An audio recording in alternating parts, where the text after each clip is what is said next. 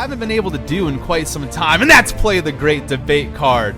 Throwing that down here, the great debate card. What I want to debate with you here, before we close out, I want to ask you who the MVP of Loki Season 2 is. For the MVP on my end, man, that's easy. That's hands down Sylvie!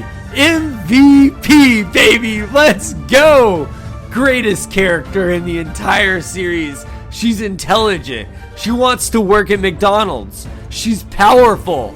She saved the day because in the very end, Ravonna Renslayer was coming after everybody, and she showed up with the sword, and she could have killed Victor Timely in front of everybody, and she chose to let him go through the time door. If Victor Timely gets stabbed by Sylvie and she does it again, and she doesn't make the choice on her own to go against her own previous wishes, then everyone is screwed again, even though she's the one that got them into this situation.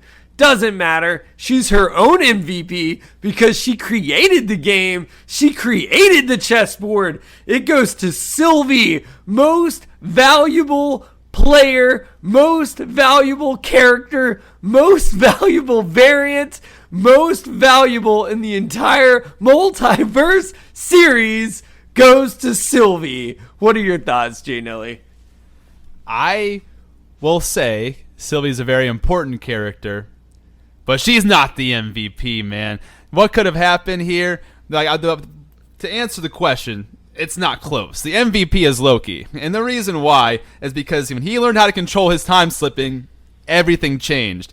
So he could realistically go back to that time. If you, in your mind, if Sylvie chose to kill Victor Timely, he could have kept time slipping back to that time and stopped her from killing him.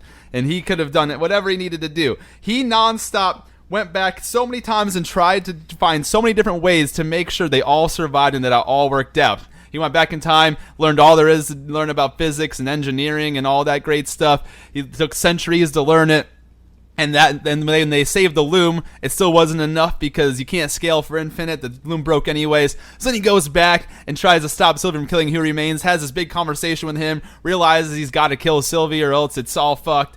Then he goes to talk to Sylvie. Sylvie does give him a little bit of her mindset on how she believes that they should have their own option to fight and die on their own, and that they need a chance to do so. So what's he do? He changes the entire equation. He over there, Tom slips back, ends up going through the doors, breaking the loom, and grabbing all of the branches. Without him, none of these branches survive. It's all dead except the sacred timeline anyways, and all these people and all their lives are just gone without Loki. And he sits there, he makes the ultimate sacrifice. His story comes full circle. He now is sitting on the throne. He is the king, not in the way that he thought, but in the way that matters. They all have a chance to survive and fight and find variants and take them out because Loki made the ultimate sacrifice, grabbing those branches, using his magic to keep them alive. They're all there because Loki